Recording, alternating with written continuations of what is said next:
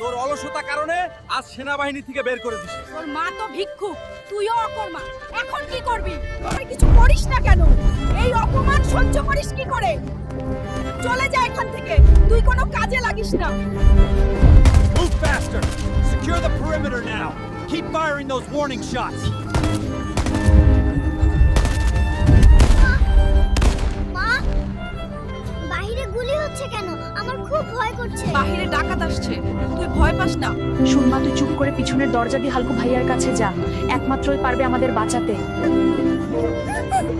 এই বাবু, তুমি কাঁদছো কেন? তোমার কি হয়েছে? হুলকু ভাইয়া গ্রামের ডাকাতরা আক্রমণ করছে, আমরা খুব ভয় আসি, তারা গুলি মারতেছে রাস্তায় যাকে পাচ্ছে তাকে। মা বলেছে তুমি একমাত্র ব্যক্তি যে পারবে আমাদের বাঁচাতে।